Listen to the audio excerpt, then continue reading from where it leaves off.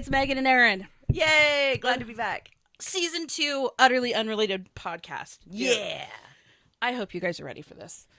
We have upgraded our studio. We've upgraded our audio situation. It's fucking awesome in We're here. so fucking comfy. Yeah, I'm sitting in a very comfortable chair. Dude, the new studio, let me just say, all the money that we spent went into these chairs. No, we spent no money. I already had these chairs. But these all chairs, the money I spent went into these chairs. They were already at your house. I know, spent right? nothing. These chairs are the fucking, they are so comfy. They're So really nice. my uncle bought these chairs. They were like $1,300 a piece. I'll believe it. They're comfortable. And then they got passed down to me, and like nobody ever sat in them because they were in the fancy living room with like the fancy stereo. Yep. And after he died, like nobody sat in them. So they don't even have like butt marks or anything. And the best part is, like, this versus the utterly unrelated trailer. Whenever I move or shift my weight, it doesn't sound like I'm farting. Oh my God, right? Or it doesn't feel like we're going to fall off the 2x4s. They weren't even 2x4s. They were like 4x6s. And the way that the trailer was jacked up, we were teetering. So every time we moved or like adjusted our forks, it was like, oh, are we going to fall off them? I was never scared. I was scared because I was the one who jacked them up. So I knew how janky they were. But the utterly unrelated trailer is no more. Someone else owns it. It got sold out from underneath us, which is why we have the new setup. The new setup's so much better anyway. It's definitely an upgrade. Dude, Megan's not having to talk into a microphone that's balanced and shoved into a shoebox. Oh yeah, there's that. There is that. It's not a super precarious setup. Yeah, this is very cushy. Oh, man. We should post some pictures for the Insta. Dude, hell yes. Smile. And I'm going to print up some pictures to adorn the walls. Some pictures to adorn the walls so we can look at some hot dudes. I mean, I have my Tom Hardy pictures, but really Megan's stuck looking at my miniature collection, which are miniatures I've put together poorly, which is really just like one of them. I And think it looks fine. it's because you're pretty far away from it. I am pretty far away. I know, but the only people who look at miniatures up close are miniature people. Yeah, that's true. And I don't know, man, that would require standing up, and I'm just not into it. Yeah, These are really comfy chairs. These are the best, dude. You should be so happy for us because the more comfortable our grundles and our downstairs are, the better we're gonna podcast. Yeah, so. and the more likely we are to just fall asleep mid-podcast. Probably. Megan brought amazing coffee and donuts. She even brought gluten-free ones for me, and they're so nummy. Yeah, it's because I don't want you to have gluten headaches. Oh my God. And like shit for the rest of the day, nonstop. Speaking you have of things which, to do. I know, right? That brings us to our highlights of summer section. Oh yeah. So I spent a fair amount of time in the hospital for migraines. That was fun. Oh yeah, tell them about the probiotics. Oh my God. So guys, this is a really good example of why you should listen to our episode on vitamins, and you should listen to my rant about why I can't take vitamins. My constitution is that of a Victorian child. And when I say that, I'm not exaggerating. I started taking probiotics over the summer, and it was like 2-3 weeks in, and I was like, holy shit, I'm starting to feel good. I'm pooping all the time. I'm not bloated. And then about 5-6 weeks in, I started getting blinding migraines that put me in the hospital. I think that we do need to elaborate on all the time, because Erin ordinarily already poops more than a regular household, but just herself. Turns out, yeah. Yeah. Erin was like, I think I'm constipated. I've only pooped twice today. And I was like, wait. And it was like 2 p.m. I was like, wait, how much do you normally poop? And she threw out a large number, and I was like, whoa, buddy, no, you can go legit like about a couple weeks without shitting, without bursting anything inside of you. I had no idea. I was just so used to shitting my guts out because of all my like gluten and like my probiotics. And I know for a fact I'm gluten sensitive. I'm gluten intolerant. I'm not allergic. I'm allergic to shrimp. Erin's not one of those people who's like fattishly like, I'm gluten sensitive. Like Erin desperately wants to not be gluten intolerant to the point of denying up until very recently that she is. Yep. So it's not, I want to preface all of that by saying she's not one of those like, oh, I need cauliflower pizza. Like Erin fucking hates cauliflower pizza. I do. And cauliflower. Dude, it tastes like eating farts and colon sadness. and I'm into it. And I hate it. And it's true. I just flat out deny it. I'm like, I'll just eat so much gluten, my body will get used to it. And my body's like, Turns out that's not how that works. Yeah, the fuck you will. So the probiotics made me think that I was gluten tolerant. And then I started eating, I don't know, everything made with like any sort of wheat. As anyone would, to be honest with you. I mean, really, after being denied for so long. And, yeah. I did keto. I get it, bro. Dude. And then I'm like well, first I had to call an ambulance. That was the first time I had to call an ambulance to come peel me off the floor. There were a couple other things going on that day. I'd forgotten to take my Effexor without realizing it because my migraine was so bad. When you forget your Effexor, it can give you a stroke. And so I was like, I'm having a stroke. Because that's very much what it felt like. And the paramedics were like, you might be having a stroke. I was like, oh no. And then I got to the hospital and they did a CT scan and they were like, you're fine. We don't know what's going on with you. And then I got home the next day and I was like, oh shit, my fucking Effexor. Yesterday's Effexor is still in the thing. Oh no, that was 50% of the problem. Yeah. Whoa. Damn. But the other 50% was the Steakadelphia I had wolfed down. Oh my God, but how could you not? How could you not? Steakadelphia should sponsor us. They're the fucking best. No, which they really are. I'm going to tie back to Steakadelphia in a minute here. Yeah. So yeah, the first time I went by ambulance, the second time I had Dave drop me off, and the emergency room at Providence, Milwaukee was so full of people who had overdosed on a bad batch of meth that the doctor came in. So I was sitting in the triage room where they left me because they didn't have a bed. And they were like, the doctor comes in, he's like, you look like you pay your taxes. You probably work. Maybe you have some kids. I'm going to level with you. Everyone else in this hospital is a meth head. They've all OD'd on a bad batch of meth. I have no bed for you. So let's pump you full of Dilaudid and just get you home. Are you good with sitting in that chair? I was like, fuck yeah, with enough Dilaudid, I'm good sitting on a pile of broken glass and keys. Right? You can put the keys in my urethra and I won't fucking notice. I won't give a fuck. Like put them in my eyeball. I won't notice give me a broken glass enema. I don't give a fuck. Keep that Dilaudid going, man. That shit's fine. The weird thing about Dilaudid, and I don't know. I mean, this is like my first go round with it. The feeling was my brain is wide awake, but I can hear myself snoring. It was so strange. Oh, that is weird. That wasn't, for me, it was a complete shutdown of all the stuff that normally makes me crazy. Interesting, because I came to...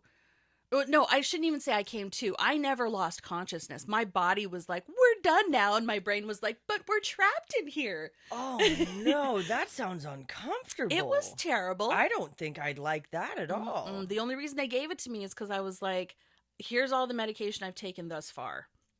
And they were like, dear God, you've taken too much of all the medicine we normally would give you. So we're going to have to give you something totally different. Thank God it was Dilaudid. Yeah, thank God. Maybe not for you though. But here's the thing: is I kind of experienced what it's like to maybe be in a coma. I'm totally thinking this might be what it's like to be in a coma. My body was unresponsive. My brain was wide awake. It was a fucking trip. That sounds fucking terrible. It was pretty gnarly. You think maybe it was the couple of times that I've had Dilaudid, I wasn't like on anything else. So do you think maybe it was just like an interaction with other things that you were also on that made it so your brain was still awake?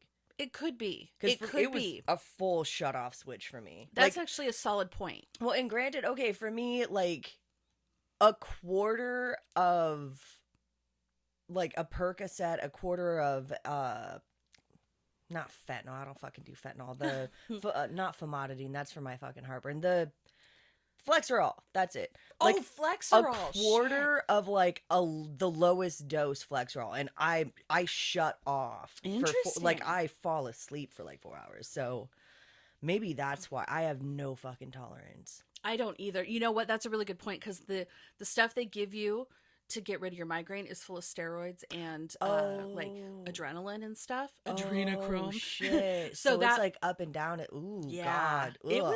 It was a I hate real that feeling. It was like 36 hours of just like nightmare. Jesus Christ. It was wow, that sounds terrible. And you know what's fucked up? So the other night I was talking to Megan. I was spiraling hardcore because my baby boy started preschool. My tiny guy is now officially in school. Your not so tiny guy. My not so tiny guy is in school. My big guy's starting 3rd grade. I feel like I've lost all control of my life. And Seriously, he's only in 3rd grade? Yeah. How? He's like 6 feet tall. I know, he's giant. He can reach the pedals in the car. Jesus. Yeah, no, I bet he fucking can. He's almost, seriously, and this is no exaggeration, he's like 2 inches shorter than Erin. Yeah, maybe. And I'm 5'2". He's like 5 feet tall. He's not even 9. Fucking huge. Granted, Yeah. Dave's like, what, 6'5"? 6'4", 6'4.5", something like that. Dave's yeah, a he's big guy. dude, but Jesus, how the fuck is he a 3rd grader? I know, right? It's because he was born in the fall, and so he didn't, he doesn't have like He's as big as a 6th grader, though. He is. He's big. And like my tiny guy, Wolfie, is as big as a 3rd Wolfie's grader. only like a couple inches shorter than TJ. It's a trip. I'm like, dude, I was supposed to have more time with you when you were tiny. But yeah, it seems to me he was never all that tiny, though. no, right? He was just born big. So I was having a full spiral out. I was having an ADHD manic episode. I was hyper fixated on cleaning my kitchen and arranging everything. And I pulled Megan and I was like, I'm going to go to Jack in the Box. I'm going to eat a giant burger. She was like, no, remember when you were not having fun with gluten in the hospital? Remember those migraines, bro, from like a couple weeks ago, and you were like, I felt fine the last couple weeks. I was like, yeah, it's because you haven't had gluten. I have not learned my lesson. I will never learn my lesson.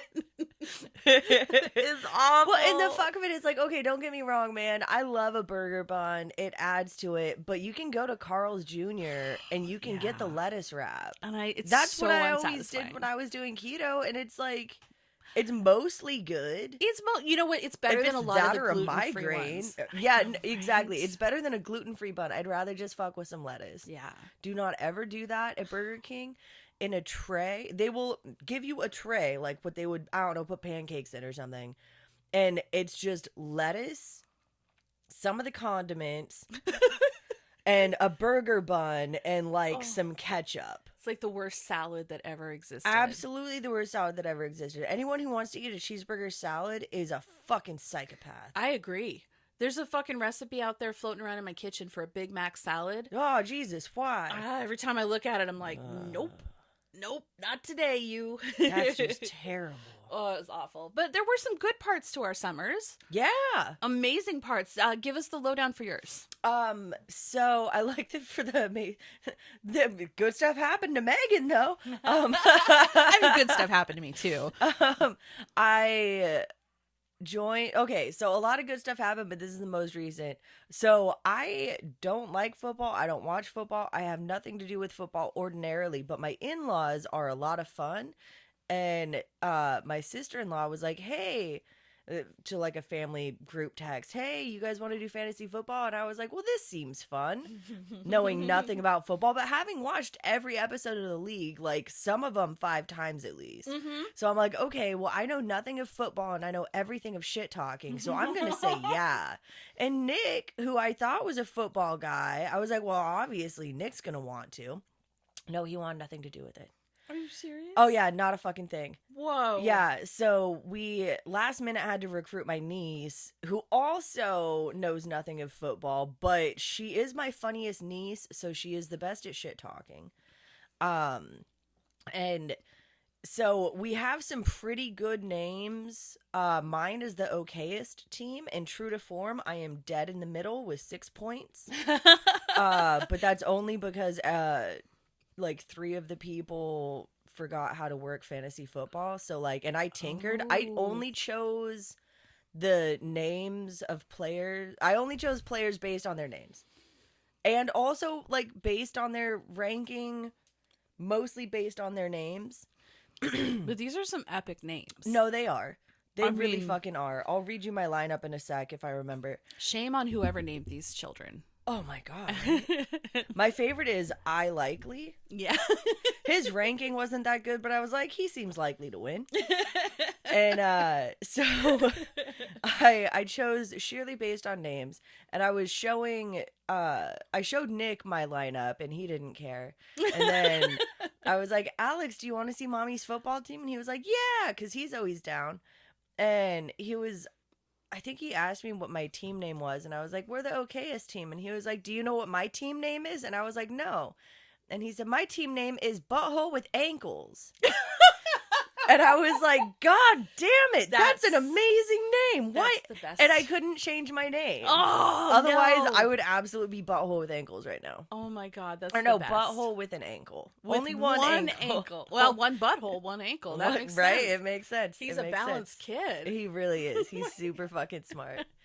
So yeah, I'm a little down that I didn't get to that name first. But there's always next year. That's true. Yeah. But you know what, you guys, this season you have a lot to look forward to if you're super into references from the league, which ended like, I don't know, 7 or 8 years ago. Because we both have seen, like, for Christmas 1 year before we had kids, I made Dave I made him a fucking board game based on the league. What? Yes.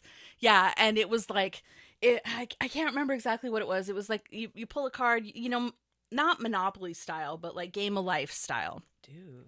And it was so good. That's elaborate. And I remember Holy shit. one of the cards was like, use Raffy's toilet kitchen, get dysentery. Forever unclean. Dude, I'm Ruxin through and through. And I feel like I hear a little hint of Kevin with you over there tinkering. It's still fresh in my fucking mind. Tinker. I might even give it a rewatch. Dude, you might have to. That's amazing. Darn. That's yeah, amazing. I like watching the league, man. I do too. It's one of my solid. my comfort things. Yeah, taco. I wish I was a taco, but I'm definitely more a Ruxin. Really, I think you're a lot more of a taco. Oh, really? Yeah, for sure. You're the fucking wild card, bro. Yes, I dude. never know with you. I know. I've gotten real like it's been a summer of freedom for me. I gotta say. That's great. It's been Let's awesome. talk about more freedoms. So I started a job. Which is actually the antithesis of freedom. But it's a really great job, and I really fucking like it. I have come to the idea that I'm just one of those, you know, like, people who you meet and they're never fucking content with anything. Mm-hmm, that's me. I'm the opposite of that. Aww. I try my goddamnedest to be content, and the shittier the situation, the more I try to find contentment in it. So I'm slinging boxes in a warehouse, and I'm like loading up semi-trucks and shit. And so if it's like 100 degrees outside, it's 120 at least inside of these trailers, if not hotter. Like, you step in and automatically your face is just pouring sweat. And, well, I don't really care. I'm getting paid. And so I'm pretty much just doing like CrossFit and hot yoga conditions. So I've just been... She is dropping weight. Her skin's looking fucking amazing. Oh, thank you. She's thriving. You know what? I pulled weeds for 10 minutes the other day and I shit my pants. That was the best part. My pants. In orientation, when they were telling us, like, pretty much what I told you guys, you know, that if it's, you know, whatever temp it is outside, it's like 30 degrees harsher in the trailer. I had a flashback to that part of Indiana Jones and the Temple of Doom toward the very end, after Harrison Ford had to go and, you know, run through everything. And he has the Grail, and I think it's when he has the Grail and he's like talking to Elsa or some shit. And he's like, she had said something like, oh, it's a bummer that your dad isn't here. And I could be I watched this movie too much when I was a kid, so I could be fucking this up. But anyway, and he's like, no, the rats. He never would have made it past the rats. And I had this flashback, and I was like, because I was thinking at first, man, Erin might really dig this job. And then when they were talking about the heat, I was like, nah, the heat. She never would have made it past the heat. Dude, I wouldn't have. You know what? It turns out, though, I feel vindicated. I do feel vindicated, because while my constitution is still that of a weakling, it turns out one of the side effects of long COVID is extreme diarrhea in like the most minor of situations. But was that happening before? Have you ever had COVID? So here's my theory. I've never had a okay, I guess this is where we get into my hypochondriac stuff. So I've never had a confirmation that I've had COVID, but I was on the verge of death in January of like, right, you know, they announced in March that COVID was in the States, and it was like January or February, and I was laying in bed. I had been in bed for 2 weeks. I would sleep I'd get up, I'd pee, I'd go back to bed. Like, I couldn't wake up. I had this horrible cough, right? I couldn't fucking breathe. I had this temperature that would like it would skyrocket, then it would drop. And the doctors were like, we don't know what the fuck's wrong with you, but go home. And I was like, I guess this is when I die. So I survived. And then they were like, oh, COVID's here. It's high fever. It's cough without production, you know? And I was like, oh shit, you know? All the things, the extreme fatigue. I have not been right since. And I just chalked it up to turning 40 because I was like, well, maybe my body is just done. You know, maybe this is as far as we go. I mean, in Victorian times, the children made it to like age 12. So I'm doing pretty good, all things considered. And I was like, well, maybe this is where I'm done. And yeah, no, I think I just fucking had COVID before they knew COVID was here. Okay, so how did you deal with heat before that? I mean, I got annoyed and sweaty and stuff, but I didn't shit my pants. Okay. I mean, like, I would be in Vegas, you know, and I'd be red and I'd be sweating like crazy. Oh, and I sweat like crazy because the effects are. But I never have, like, puked and shit myself in 90-degree weather, and I definitely have done that a few times this summer. But it turns out it's a long COVID thing. You know, I got COVID in, late June? Mm-hmm. And I got it, Alex got it, Nick got it. Here's the weird thing. Nick had the coughing kind.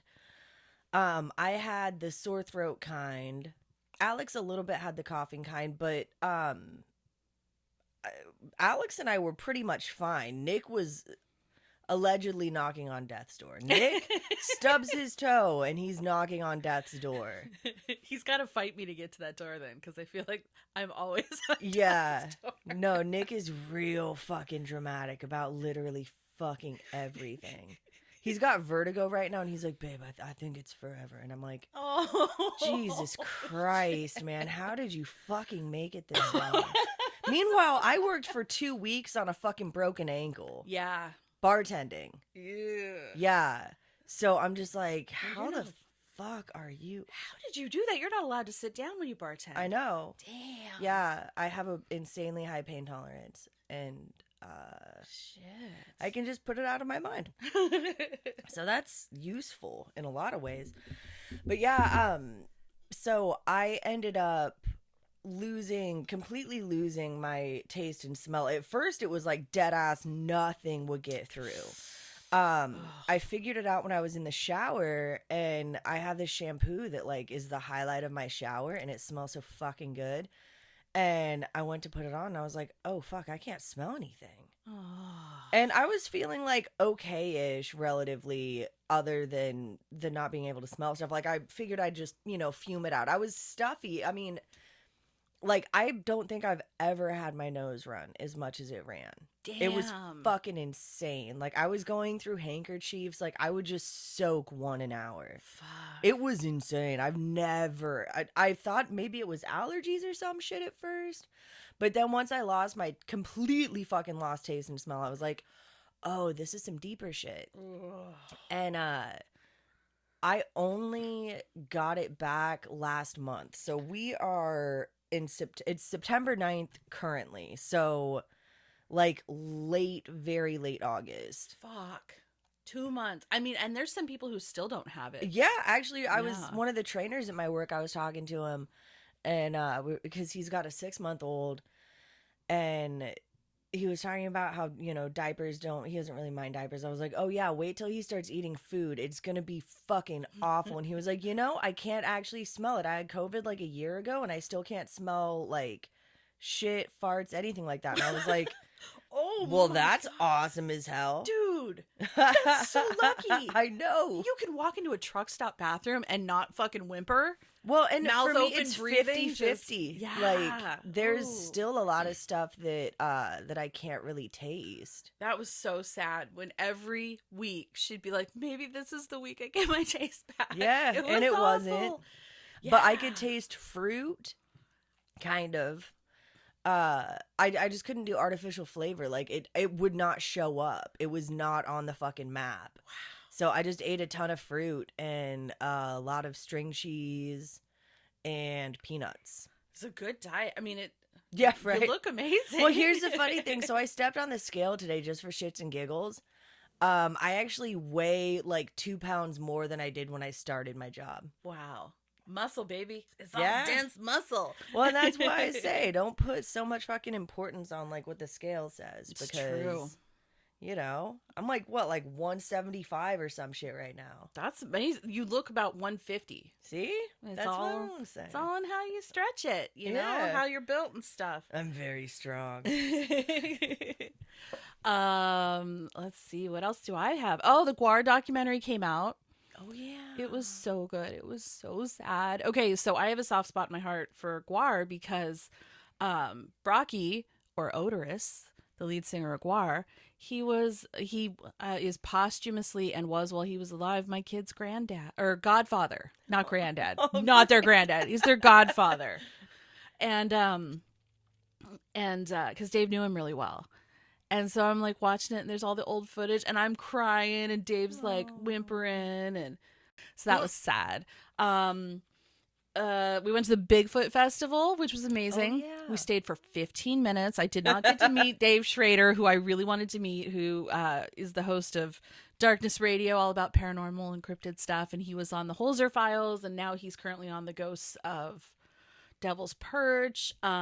He's my favoritist ghost hunter. He's like, you know how sometimes you watch a ghost hunting show? Sometimes. And the host is like, oh my God, you fucking hear that? I fucking hate that. And you're like, no. And it's like, oh, I got this EVP. So yeah. So we got to the Bigfoot Festival, and it was too hot. I almost shit myself. I definitely dry heaved quite a bit. Even the kids were like, Mom, it's too hot. Dave turned the color of a tomato. And we were like, okay, that was our 15 minutes at the Bigfoot Festival. I remember the day that you guys were going out there, and I do remember thinking, what is she thinking? It's like a fucking 100 degrees outside. But we'd already bought the tickets, so we figured we'd try. We got there early. I brought my fucking favorite parasol with me, and yeah, Dave made fun of me. What? I want you to know, by the way, that you are bringing the parasol back because no, I'm serious. you. I have seen so fucking many people with parasols. Yeah, they were real jealous looking at me with my, and it's like it's not a fucking umbrella from Costco. It's a legit UV resistant parasol I got on Amazon. It's the real deal. People were like, oh shit, dude, where'd you get that? That looks awesome. Well, they have their little hats on. I'm like, hat? Fuck your hat. This parasol makes your hat look small. It does. And I think that they felt that small hat energy, and they were like, I need to get a fucking parasol. Yes, I'm bringing it back. Fuck yeah. I think the most important thing. Okay, so I saved my biggest ones for last. Do you have any more summer updates? I'm sure I do, but I'll let you go first so I can make something up while you're talking. Oh, okay.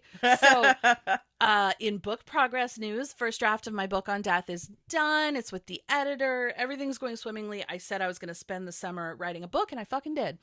Hell yeah. So that's awesome. I can't wait. It's going to come out in the springtime. You guys are going to get so sick of me pushing it, but it's awesome. And finally, in the most exciting news. So Megan and I started going to this writers group. What would you say? Early summer? Late spring? It was spring-ish? No, it was pre-COVID because remember I oh skipped, yeah, that's right. You skipped them because you were so sick. Well, I skipped one because I was sick, and then the other one I was like, you had to work or something. I can't. No, I was still. I wanted to give it like a good 2 weeks because there's so many of us crammed into a small area, and I was like, this seems like a real. I could turn it into a super spreader event really fast. So I was like, and there's a lot of old people who go, and I was like, I don't really want to kill anyone right now. I was a dick about it too. I was like, dude, just wear a mask and come. She was like, are you? No. I was like, no, but it'll be fine. I'm glad she's got sense. But so I am officially I am in and I call it writers group, but what it is a story night that Chuck Palahniuk runs. Yes, the author of Fight Club. He runs it because he's a Portland local. And so we being the writers that I hang out with, they're a very hip crowd. They're a very, very hip crowd. Actually, a lot of them are. Some of them are dicks, but a lot of them are really great. It's hip to be a dick. Oh my gosh, I guess. I don't know. That's where I cultivate many, many, many cool points. It is very cool. So, like, I write a story, and every 2 weeks, I go to this bar that's right next to Steakadelphia. Mm-hmm. And I read my story for this group of writers or Chuck Palahniuk superfans or whoever wants to come. And, they started out pretty tame. I was feeling it. I was feeling out the crowd. I have earned a reputation for like my wild stories, and now I've started adding sound effects. Things have gone off the rails. It's been so much fun. It has been amazing to like join forces with other creative people. I've made some cool friends. I've got a couple of other projects that are happening now because of it. But Chuck has been kind enough to feature, well, he started taking videos of the people who perform, and you can opt to have your video uploaded for public consumption, which I do, of course, because like I mean, I can't just keep it to myself. It's too good. Right. And so I had the honor of being like the first person that Chuck put up on his Substack, which was really Hell sweet. yeah. It was amazing. It was a good feeling. So every week, I go and I read a fucking wild story that I write, usually in like the 11th hour before I go. And you can see them now on video. So I'm going to be posting links to those on the website. You can follow me on Substack. I'll post him there. You can follow Chuck on Substack and he'll post him there. But you guys are going to get to see me perform live. I did a piece on being able to queef Nicolas Cage impressions. That landed pretty weird. It was weird. That had sound effects. I was very proud of. I read a piece about a haunted doll that I get at an antique store that's very judgmental about how much I eat and how much cheese I eat. So anyway, I'm going to be reading this coming Monday. And I've got a story about, I call them my dumpster diaries. So every single story starts with me in a dumpster doing something. Because when you start in a dumpster, the world is your oyster. You can only go up from there. Right? Yeah. So if you're interested, like, email me and I'll tell you the details, and you can come watch people give these fucking amazing performances. And dude, I always end up laughing my ass off. So that's been really fun. And I get to hobnob with like other writers and famous people, because famous people do show up from time to time. And sometimes people write stories about like weird squid sex. Oh, dude. So that happens too. You're going to have to listen to some trauma porn. Yeah. If you show up in person. There's a lot of dudes. There's like 2 to 3 ladies, and it's a lot of like, there's a lot of masculine energy. Let's just say I came around the corner at the last story night, and I heard this guy bitching to his wife. I don't know why women think they can be funny. Like, is this a comedy store? Are we at the comedy store all of a sudden? I thought this was a writers group for like real writers. Wow. And he turned around and he saw me, and he just like doubled down on it and like didn't say, like just fucking snubbed his nose at me. It's like, oh, did you not like that? Because it's going to get worse. It's going to get worse. Did that guy come back? We'll find out on Monday. I fucking hope he didn't. Fuck that guy. I've seen him several times since the first night. Yeah, he's a dick, but he's like, women can't be funny. And Chrissy and I are very fucking funny. So that's true. You guys are fuck that hilarious. guy. Amy Schumer cannot be funny though, because her face just. She looks like, I just can't with her. I can't with her either. She's like a unfunny Nick Swardson. So, unless you have anything further, we'll dive into hot headlines. Nah, just Amy Schumer. Dude, we had a good summer. We did. It was great. It was pretty relaxing. I got a job. Yeah, honestly, my summer was way less eventful than Erin's. Oh, I had to go to a wedding. Oh, I got really into the TV show Catfish. Thanks, Liz.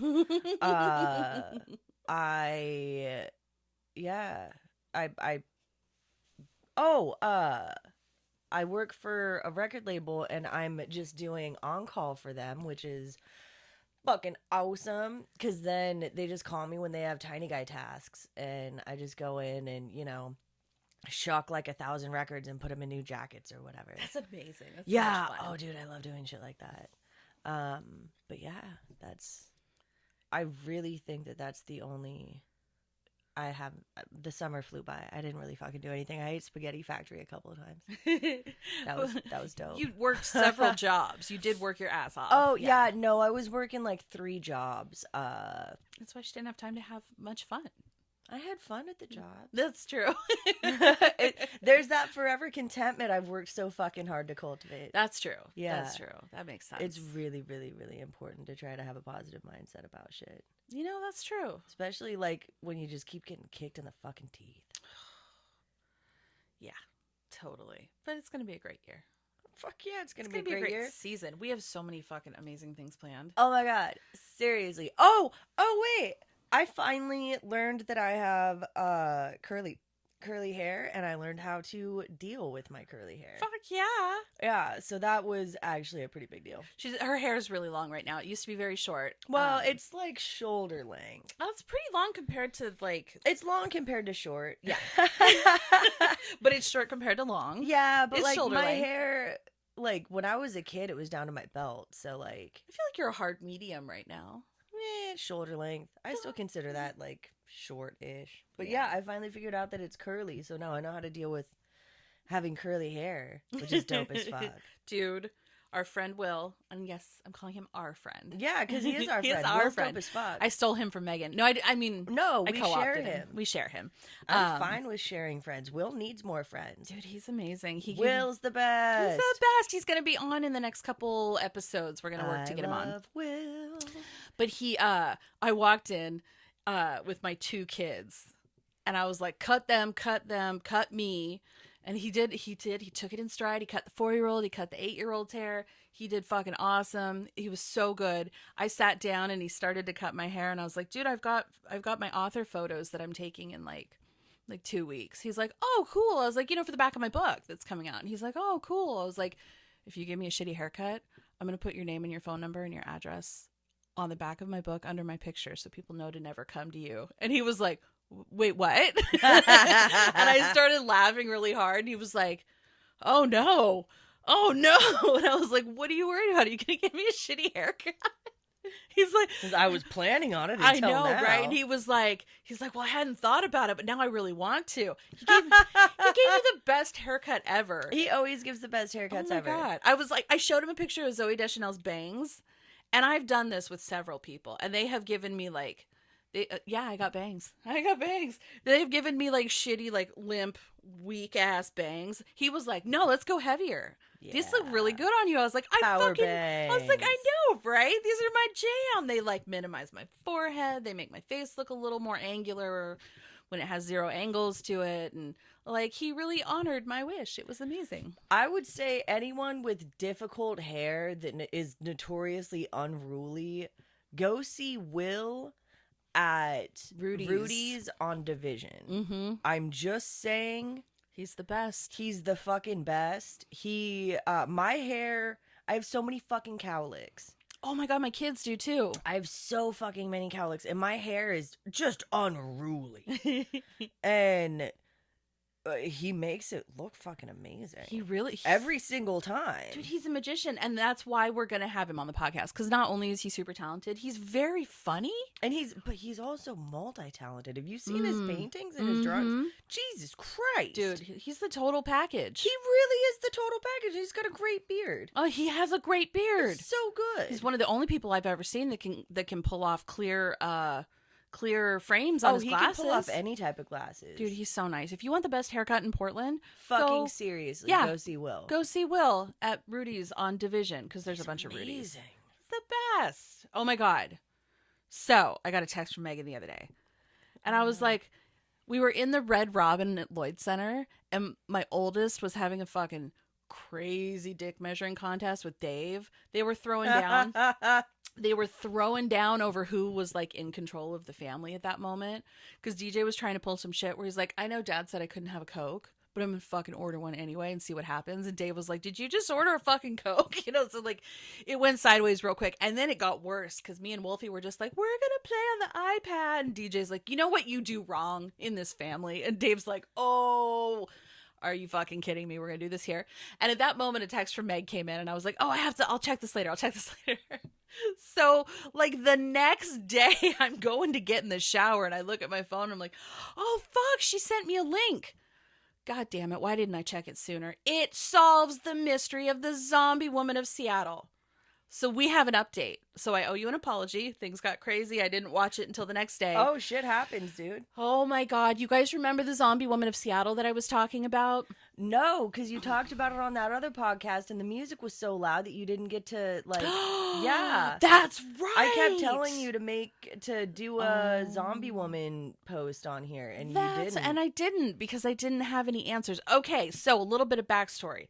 A viral TikTok came out which shows a woman who... I want to say it was like last October before last, because it was before we started a podcast. Yeah. So it was October before last, and it shows a woman with one shoe in like super tight jeans with like blacked out eyes and mouth and white. It looks like white makeup smeared all over her face, partly shaved head, and a bag that looks bloody. And she's stumbling down the street, and she's just like, "Mah!" Well, and so one thing that complicates this too is a lot of the footage of her up to that point was just like security cam footage, you know what I mean, like stuff like that. It wasn't up close, and so you could kind of see a gaunt, pale-ish figure whose eyes may be hollow, or maybe it's a mask, but you could definitely see like the splotchy hair, like that was bald, and there was just like long, like I don't know, let's say 4 or 5 patches that were long and the rest was bald. Yeah. Now I'm going to put this YouTube video up in the show notes. So if you want to go check it out, go watch this video.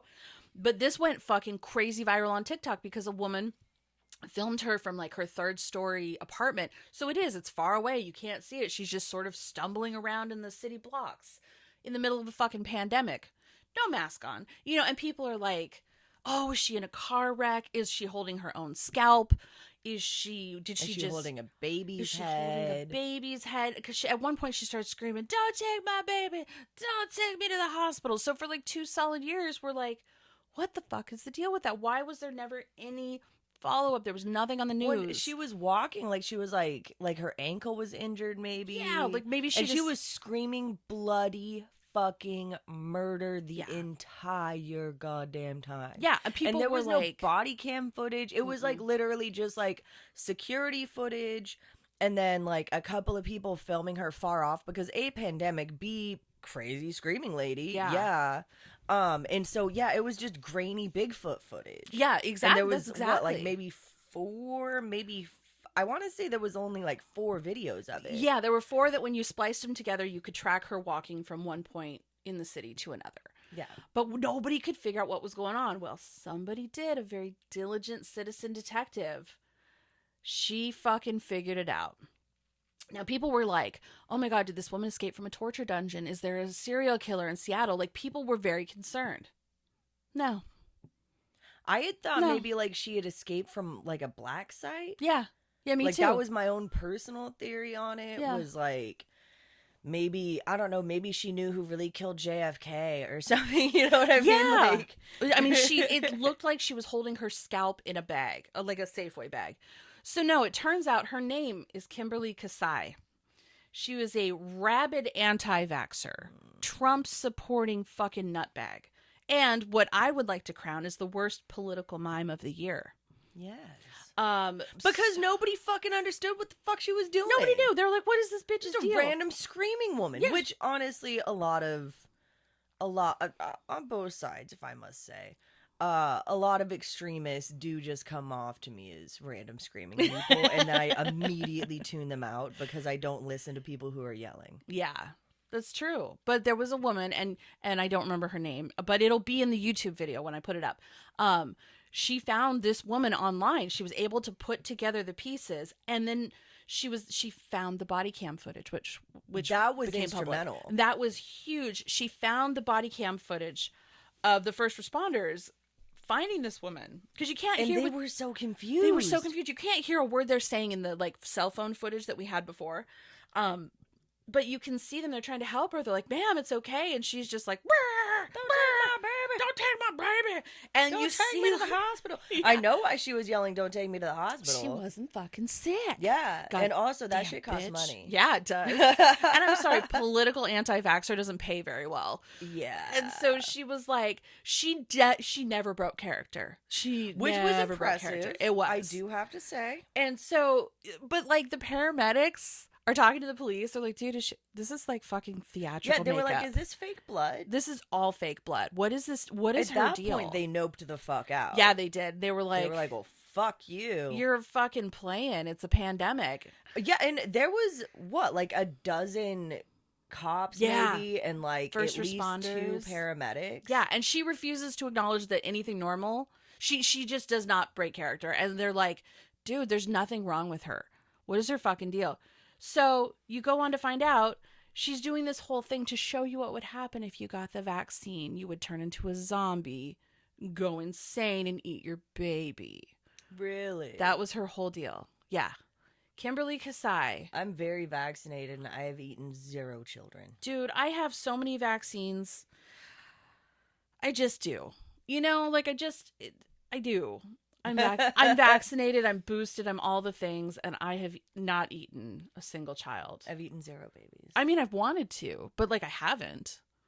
But that's different because sometimes Alex just has a delicious little chinny chin. I just want to give it kisses. Wolfie's got these little skinny arms, and sometimes I chew on it. They're so cute.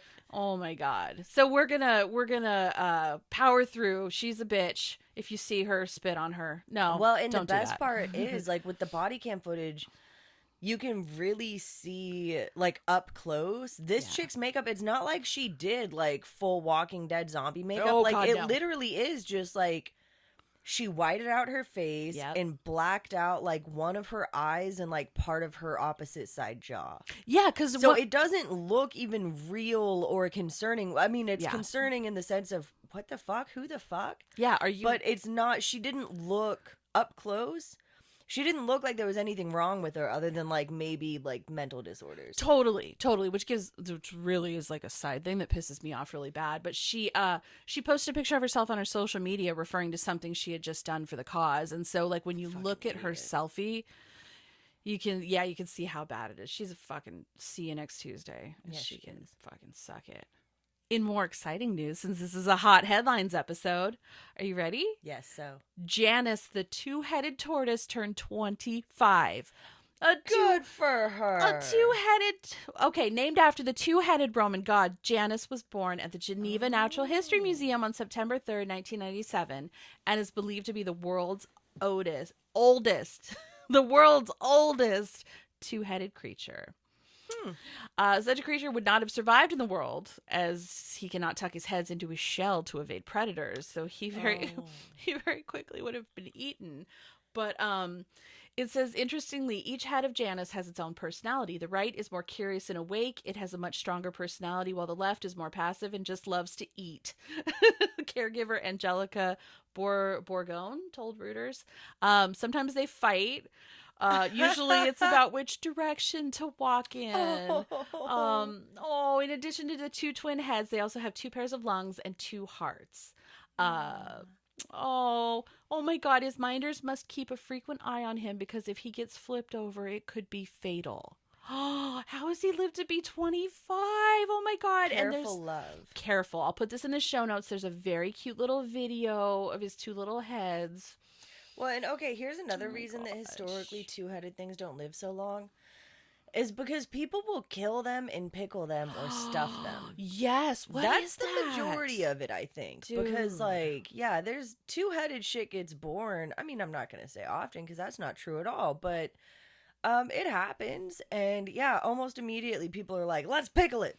Let's taxiderm it. Kill it and hang it up. Study it for science. And it's like, do you really have to, though? Why can't you just wait till they die naturally? Right. Like, all those people that want to shoot Bigfoot instead of, like, talk to him. Like, just shoot him and kill him and bring him in and study him. Maybe ask him if he's into that plan. Right. I mean, there is a chance he doesn't speak English. There is. So I don't know if it's necessarily that simple. It might be kind of like a Nell situation. Oh, yeah, there might be. Yeah, that's true. It could be. But you know what? Try. Like, my son has learned how to use simple gestures to communicate with me when I don't understand. I feel like Bigfoot could. Bigfoot could, but Bigfoot likely historically has not had to. Oh, good point. Yeah. So he would be like, what's your gesture? Yeah, he'd It's be like, aggressive. what's this small hairless thing? It's a mole rat. Right. Really fucking big mole rat. I mean, he might have the same reaction that either one of us would have if we saw a very large mole rat. That's true. Mine would be hide. Yeah. Yeah. You know what? Mine would be too. In other news, archaeologists believe they've discovered the tomb of Santa Claus. Fucking what? I know, right? A team at St. Nicholas Church in Turkey has found an intriguing shrine beneath the floors previously unseen due to the tiled floor's intricate mosaic. Good to know. If you want to hide some shit, build a mosaic over it. Yeah. All right. So That the makes new Christmas theory is Santa is a ghost.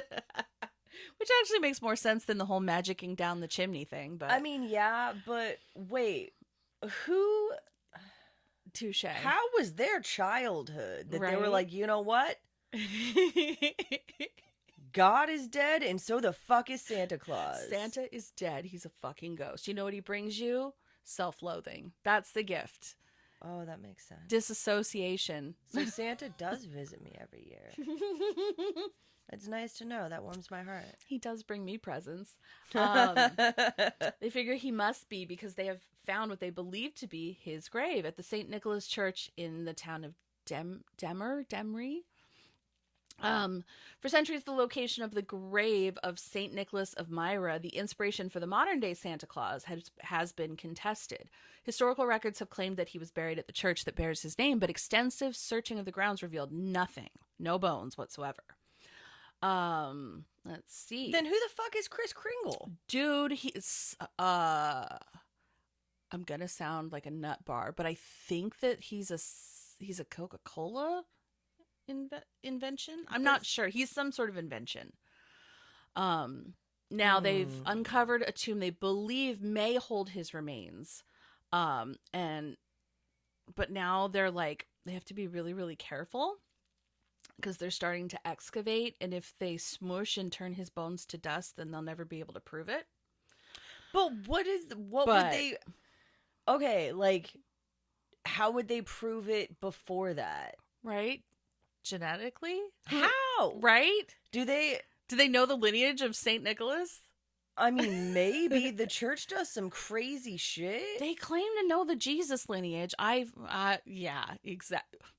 Oh, I felt that eye roll so deep in my soul. I know, right? So, I guess St. Nicholas is one of the most famous Christian figures of all time. I didn't know that. But while much has been said about his life, little is known about his death. And only time will tell whether we get a full answer about his final resting place. I am intrigued, and this is a story I'm going to continue to follow. I'm fixating on the Jesus lineage. Oh, yeah. Did they, like, trace it back to the Bin Ladens? Because that would be very interesting. Oh my gosh, can you imagine how many heads would explode if we proved definitively he was brown? How would he fucking not be? Oh no. How? Oh, and he's lily white in the middle. Well, he wouldn't have been for fucking long. What? Do you know anything about the Middle East? It is warm. The sun touches that land. Nobody poops their pants there when it's warm either. So obviously he's not a white person. Yeah, there's that too. Okay, that was a hot take I might take out because it was a wee bit racist. But what? That white people poop their pants? Yes. White people poop their pants. They do. I listened to the Always Sunny podcast on the way over, and they were talking about shitting their pants. And so really? if that's not definitive proof, I don't know what is. Oh yeah. Yes. I mean, Charlie Kelly's he's pretty white. He actually was one that had said less about pooping his pants. Who's the pooper? Is it Dennis? No. It's Mac? Mac Yeah. took a full-on shit in his pants. Yeah, I feel like that checks out. So no, you can leave that in because white people absolutely poop their pants. Yeah, I guess I'm not Yeah, okay. White people poop their pants. They absolutely do. But yeah, no, there's just, I mean, okay, even if they started out like Ron Weasley White and then went and lived in Israel for like 20 years, right? They'd be a Harry the Hamlin red Brown. okay, for the first several years, they would be so red. If for some reason they did not succumb to skin cancer, if their body decided to to spread that little melanin umbrella around town, they would still be pretty fucking dark. Yeah.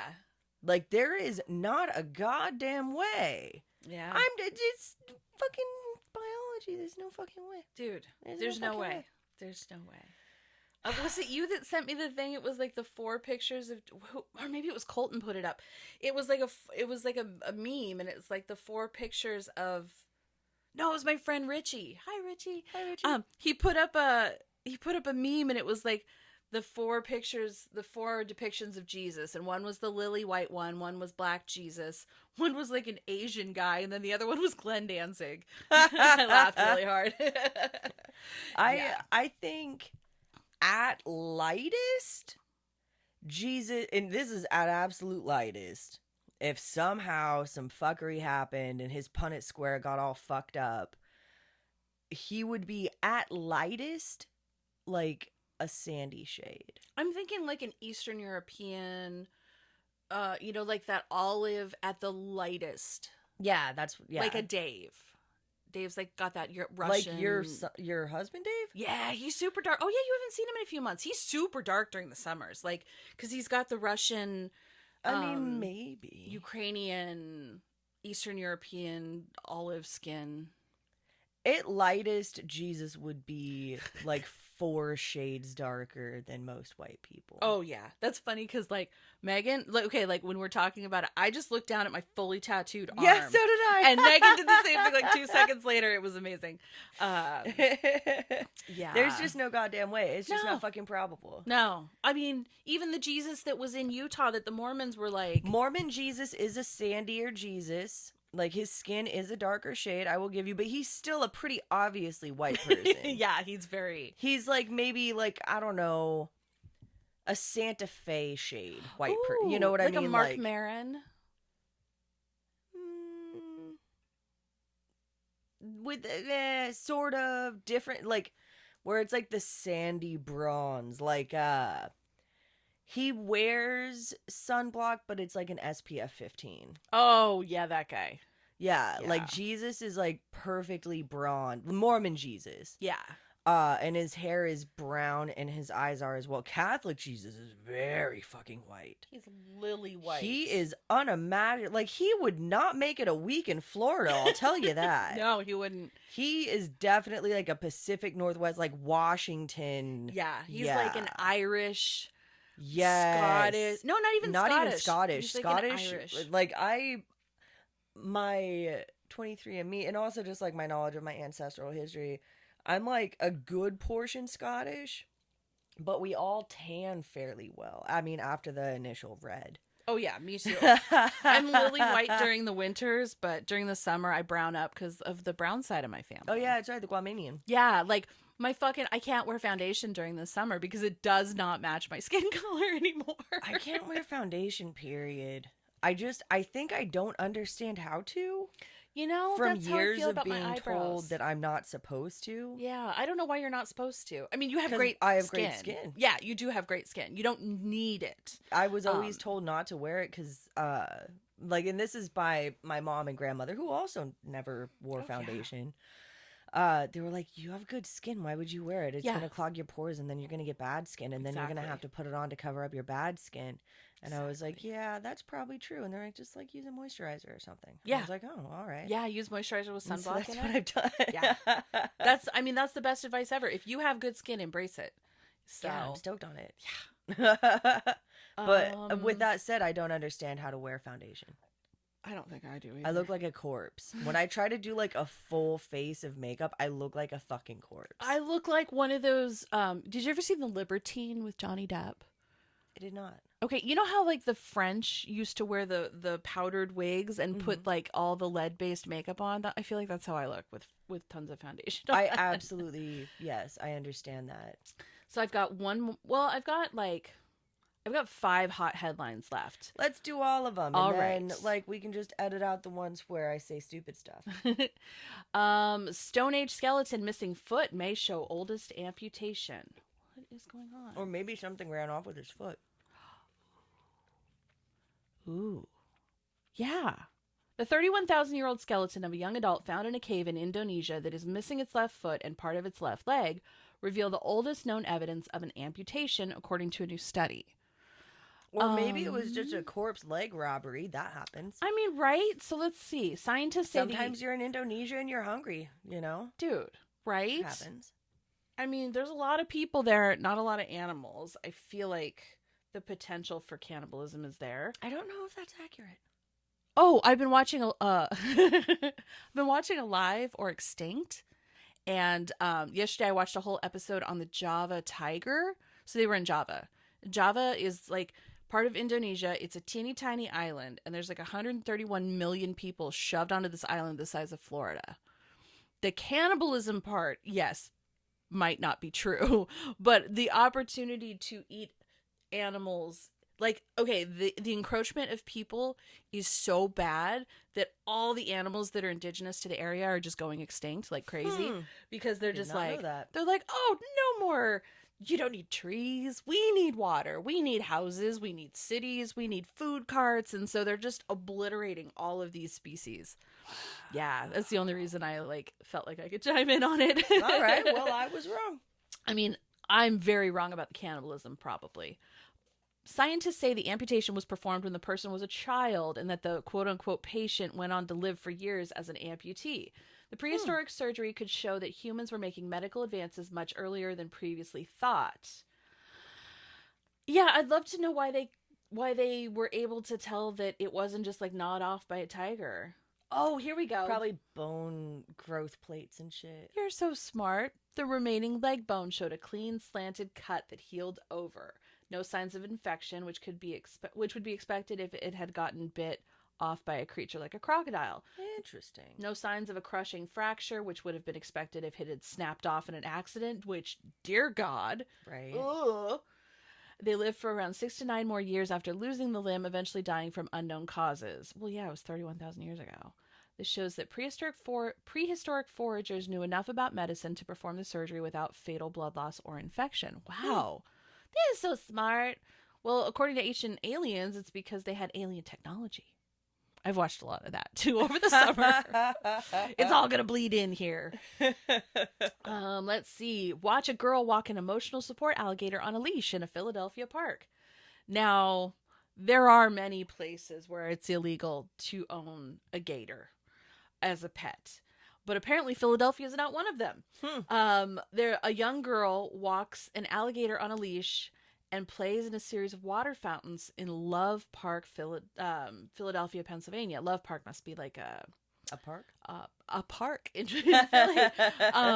It is legal to own an alligator as a pet, but it's against the law to release one into the wild. So she is the emotional support alligator of this young girl. Oh, I'm sorry, it's a he. Wally is a 7-year-old TikTok star and licensed emotional support animal, according to his social media accounts.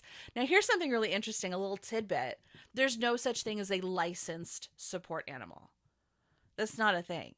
There's no board of service animal accreditation that is actually legitimate or legal. So anyone who says that they have like a license means they paid someone on the internet like $100 because there's no licensing board for support animals. It's not legal. Now, that's interesting because my husband, his cousin had to go to the doctor in order to register his dog as an emotional support animal so that he could have his dog in his apartment. Yes. Now you can register your animal and you must register your animal, but there's no license.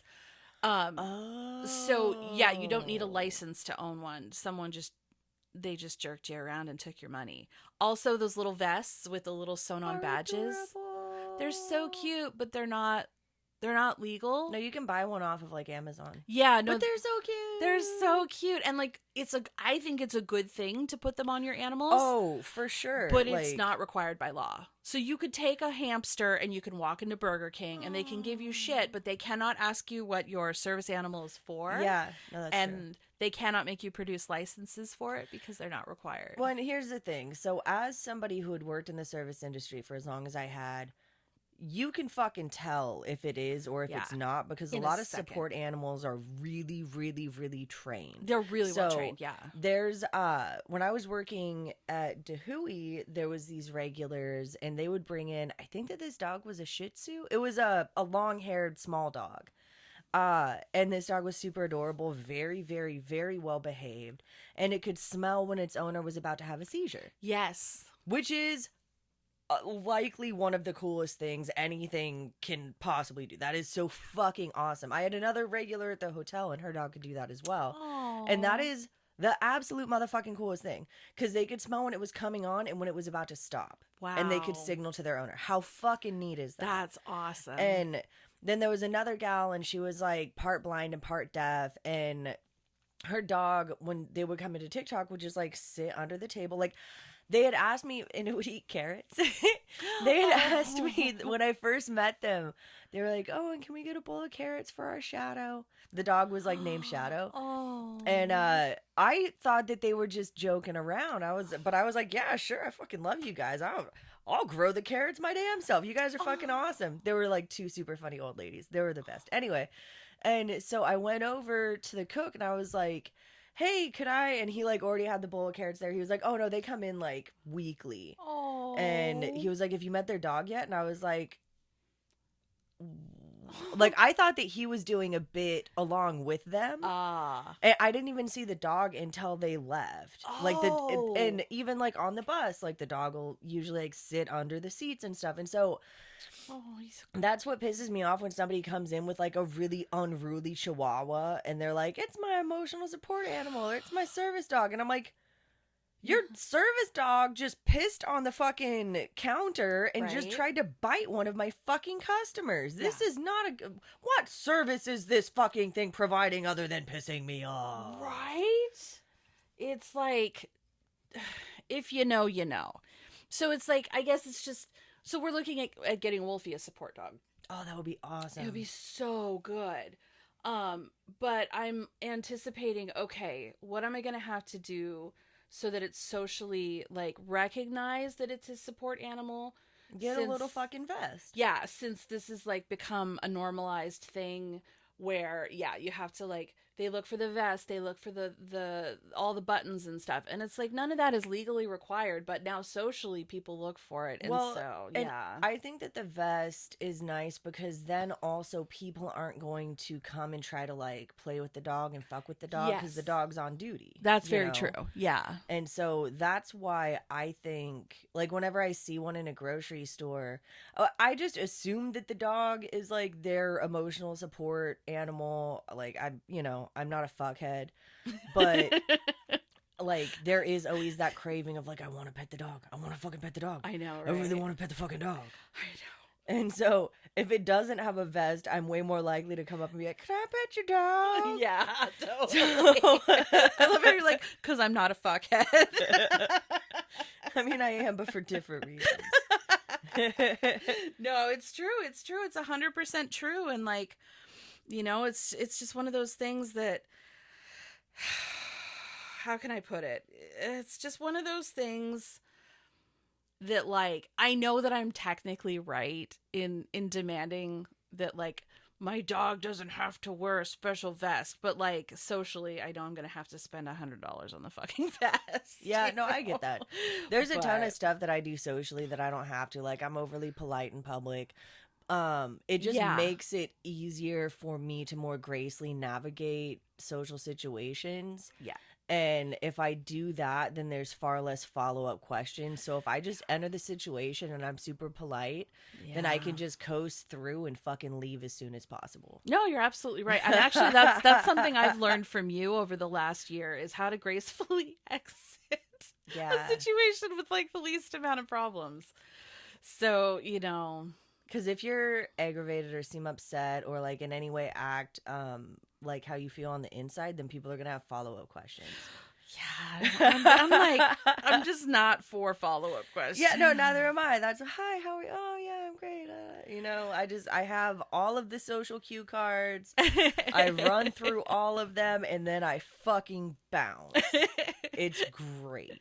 It's amazing because, like, all the people I've been meeting lately,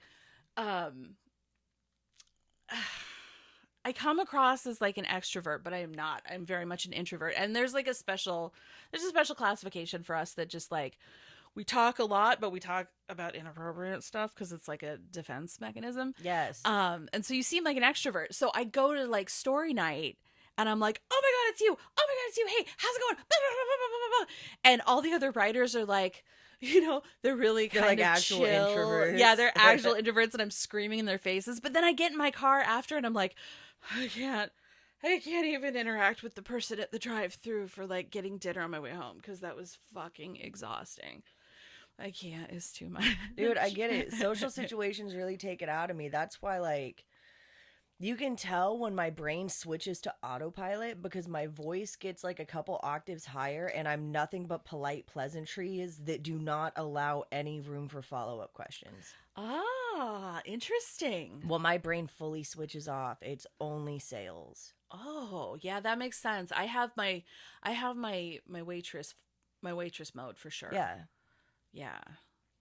It's I don't give a fuck about you and I'm not listening, but I'm hearing the important cue words like number 5 or no toast, you know, and like, oh no, right. it goes in one ear and out the other, and like I'll pick up on a few things that I can say if there are follow-up questions because sometimes my eyes get a little vacant. Yeah. And so I'll pick up on like the 2 or 3 things that I might have to call back to later or that I could possibly so they think that I'm listening, and then I'll hold those till the end, say those things, be graceful, be funny, be adorable, gotta fucking go. Yeah. Yeah, no, absolutely. I'm learning that about myself, that like I'm good in doses, but it doesn't take long for me to get real weird. And by weird, I get weird immediately. And that's the thing is like I'm weird immediately right out of the gates. I'm weird, but I get real weird, like not just like self-deprecating. Oh, I have to poop, funny dick jokes or whatever. I'm just like, you know that feeling when you realize that nothing matters and that death is just around the corner. And you can invite him with a smile or you can run. But either way, don't ever run. It's done. And they're like, that's oh, just no. liberating. Yeah. Or like, you know, Megan is so very tolerant of my weird stuff. And I was talking to her the other night and I was like, it's dark out. I don't normally drive when it's dark out. I just felt something on my ankle. I'm 100% sure there's a snake under my there is a snake under my driver's seat in my car and it's waiting to bite me, but it's not going to bite me because it's aggressive. It's going to, because it's scared. And I don't know what movement my foot's going to make that's going to be the one. It's going to bite me because my ankle keeps touching the floor mat weird. Yes. And it's like that kind of stuff is really what's going to come out. And people they can't hang with that like a poop joke.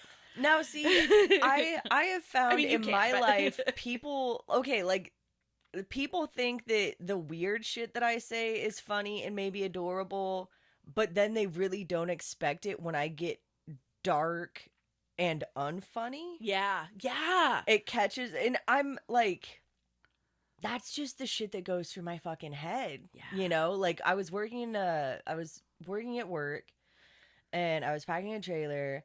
And I was it was like a new hire about, we were talking about different jobs we'd done. And I was like, you know, I made a lot of money bartending, but like, it really kind of struck me that like, I was kind of killing my friends and like, a lot of them are dead now.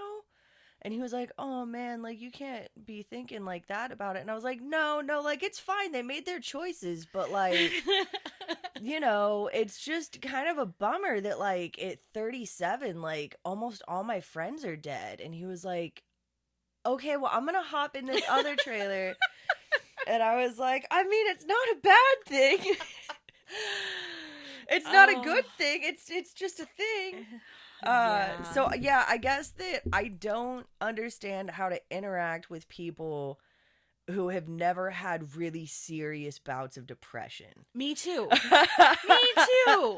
If you're cruising through life and you have bad days, but you've never crawled in a tub with your clothes on and listened to Radiohead while you thought of different ways to kill yourself, we can't get into a deep relationship. I'm gonna depress you on accident. Yeah, just me too. talking about my Monday. Yeah.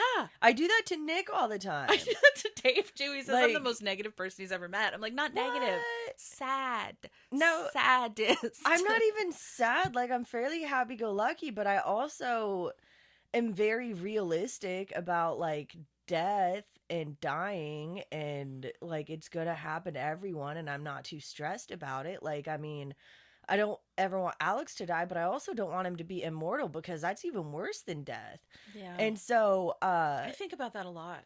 yeah, like, I think unless you have elaborately planned your suicide, like, in every possible way, and planned your funeral, and, like, really gone through some shit, I don't think that they're really gonna get it. Dude, this is a perfect note Like, to I'm not end even on. suicidal. I know, right? You just accept it. This is the perfect note to end the episode on. And by perfect, I mean like the worst. So my whole book is on death. So I researched death all spring, all summer. I wrote about different ways to die. My favorite, though, is the euthanasia coaster. So this is a roller coaster that has been engineered and all the plans are ready, but they won't build it because the whole point of it is to get on it to kill yourself. So it's engineered to like I don't know if it's like to snap your neck so that like really effectively Probably to scramble your brain. Yeah, when you get to the peak, you black out, your neck breaks, and then you die. But they won't let these like you can black out from like extreme drugs. I did a whole chapter on dying at amusement parks, but they won't build this because it's like ethically uncool or whatever. They're like, but these are like European guys that have designed this, and everyone's like, oh my god, I would never. Are you fucking kidding me? I am terrified of heights. I fucking hate roller coasters, but you know what? I would climb on that bitch. I'd be like, Dave, come on, let's go together. Let's just do this. You know, we both are old as fuck. Like, you know, your balls already fell off or whatever. Like, my brain is half calcified. You closed them in a door and they accidentally just... Let's just get on the euthanasia coaster. And nobody knows about this thing. Everyone I've brought it up to, they've either, like, gasped in horror that I know about this. Or, like, they're like, what the fuck? But, yeah, the euthanasia coaster, and no one will build it. And I'm like, no, but build it and they will come. Yeah. Okay, so here's the thing with the euthanasia coaster. You know how like different, okay, like at Oaks Park or like just like theme parks in general or like the state fair, they always have songs playing and it's usually like Barracuda. Oh, okay, yeah. For some reason, when you brought that up, I was like, oh my god, they just play Sheryl Crow's Life is a Highway on loop. Oh my god. How fucked up would that be? That like, would be I'm up. so excited for this roller coaster. No, it's the wrong song. No, I don't want to go out to Sheryl Crow. And then you can't get off the fucking ride. No, you can't. Because the way it's designed, let me see if I can find a picture of it. Yeah, that sounds dope. Dude, it's the gnarliest thing. I was having this weird conversation with my dad's wife about like different ways to be buried. And I was like, I would love a sky burial, which is just where they take your body up to this like high that shit peak is dope. And let the birds eat you. But it's giving back to nature. I think that that's really awesome. Dude, how depressing is this? There are not enough vultures left in the world to eat all the bodies of the people who want sky burials. Bro. Because we have killed them. Why? Why did we do that? Oh, mostly encroaching on their stuff and like them eating trash bags and not knowing that they're not people or whatever. Man, that's a bummer. Yeah, Lithuanian man designed euthanasia coaster to humanely take the life of a human being. That's so dope. Yeah. He drew upon the plans for the fatal theme park attraction in 2010, calling it a hypnotic death machine in the form of a roller coaster engineered to humanely, with elegance and euphoria, take the life of a human being. God, that sounds so rad. Right? If I'm staring If down... you're stage 4... Yeah, exactly. If I'm staring down, like, a whole situation where I'm, like, hospice and my teeth are falling out and I can't get, pain pills because the radiation treatment has collapsed my insides, put me on the fucking coaster. Just don't play Sheryl Crow. Yeah, please don't play Sheryl Crow. But like, for real. So like, I'm no Teal Swan, mind you, but I think maybe I've had just like enough experience with suicide and like with people who I know like committing suicide and shit, and ultimately, like, it's your own fucking life to take or not. Yeah. And you don't know anybody. As much as, like, I miss those people, I'm not them. I wasn't having to live my life as them every day. Exactly. I wasn't having to wake up as them. And there's a lot of shit that people go through and don't talk about. A lot, yeah. And so... yeah, like if that's what you want to do, man, then fuck it. You do you. I'll catch you on the flip side. Exactly. You don't owe anybody to stay alive. Right. It's super fucking selfish. Like when people, okay, like if somebody, I don't know, gets like liver cancer or something, and they're like, you have to fight it. It's like so selfish to not fight it. Like, really? It's selfish.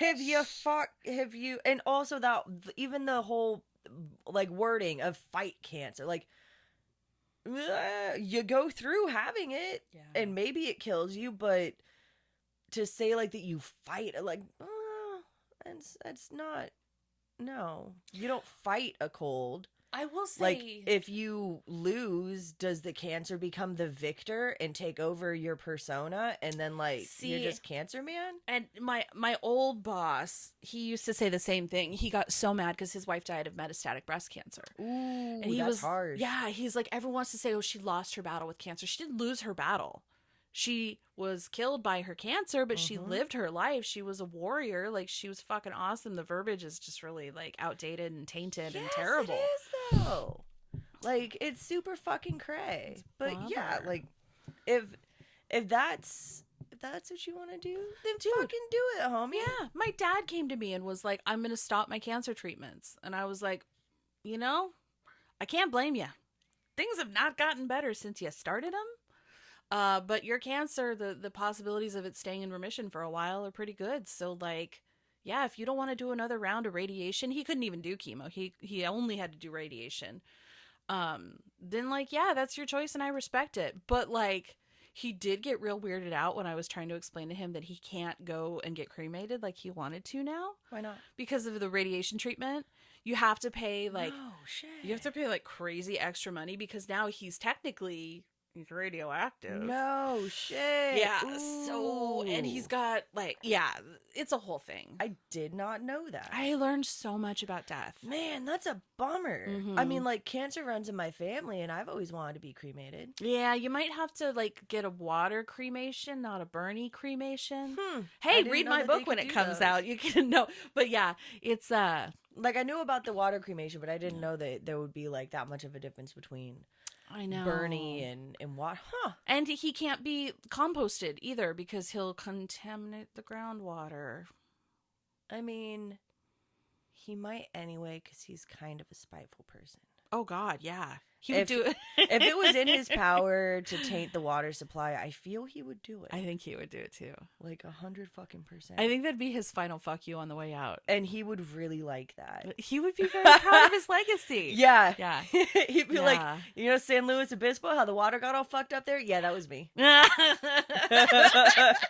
would be his main claim to fame. That would be because he'd want to go poison all the rich white people. Ah! Yeah. Yeah, he'd be like, don't send me to Detroit. No, I don't want to go to Detroit. Send me to like Lake Calabasas. Or yeah, some like shit. yeah, Calabasas. Yeah, like the valley. Ugh. Oh, good on him, though. On that note, thanks for joining us for our first episode for season 2. We swear the rest of it's going to be less depressing, but I'm lying mean- because the next couple of episodes are about the lead crime hypothesis. Yes, the lead crime hypothesis. Do you know it? You're about to. 'cause You're gonna know it. You're gonna know it. You're gonna know it like we know it. And I'm going to over-explain everything. And I'm gonna pontificate endlessly about what could have happened had we not had leaded gasoline, lead-based makeup. Part of it. You know? Oh yeah, lead. There's so many things have lead that I didn't know. Yeah. Yeah. Oh, and yeah, like think of. Oh, there have been so fucking many things. I'm gonna save it for the episode. So goddamn many things. Dude, get ready to be depressed this fall. Yeah, depressed girl winter. Oh my god, I can't wait. So Woo-hoo. yeah, I'll put up the show notes this year, I swear. We have a website. You should go to it. If you're not already there listening to us right now, go check out utterlyunrelatedpod.com. We have we'll have show notes. We'll have updates. We'll have every single episode you've ever wanted to hear. Merch. We have merch. We've got merch. We'll have tour merch. dates, you know, like we'll have all the things, updates on where to find us on socials, where to find me for book tour stuff and book signings and story night. Oh, and Erin's starting back Sleepy Knots, is that correct? I am going to fire up the engines and start back my Sleepy Knots podcast. Yes. So I'm fucking excited. awesome. I also have an Audible series in the works that I'm writing with a girl that I met at Writers Group. Shout out to she's so Chrissy funny. Elliott. She's my favorite. And So- she's also an ancestor of T.S. Eliot. She is. She's like a great granddaughter of T.S. Eliot. Yeah, and her mom's name is Missy Elliott. Yeah, she's What? amazing. She's pretty like- fucking great. She's my favorite. She makes Kate McKinnon look like a pile of shit. She does. She does. She's like the multi-tool of humans. Yeah, she's amazing. You can't not love her. If you don't, then there's something fucked up with you in your soul. There really is. She's a very like perfect human. Yes. Perfect in the way that her imperfections are perfect. She's like dark chocolate and sea salt. Oh my god. She's like the human embodiment of like that warm feeling when you see a rainbow. But also you're smoking a cigarette. Yeah. And Yeah. and you're standing on grass that's real nice. It's real nice. There's Real no poo nice. in it. There's- Zero poo. And if there is, it's not under your foot. No, it's on the other side of the valley. So, and then, you know, like exciting things are coming. Books and podcasts and Audible series. And Oh, and we're going to bring Chrissy on. we're going to bring Chrissy on To to talk talk about about it. Talk about how fucking hard it is to be a woman in comedy. Because she and I experience this every week. Oh, and I'll share I my haven't told her that story yet, of but- the one and only time I did stand-up. Yes. And I accidentally flashed everyone. Yes. I have to know that because I've been thinking about doing some stand-up. I've I been think thinking you'd be about great it. at it. I think I might. I might be great at it. I might fucking fail at it. But you know what? How You're will gonna I do fucking better know? than Unless I anyone do it. else. Thank you. I will take that. I will do better than anyone else. I'll take it. It's going to be an exciting year. We've got good stuff in the shoot for you guys. So yeah, until next time, like we'll see you next week. Dumba. Oh wait, no. I know. different song. That's what I thought Do-ba-do, too. do-ba-do, do-ba-do.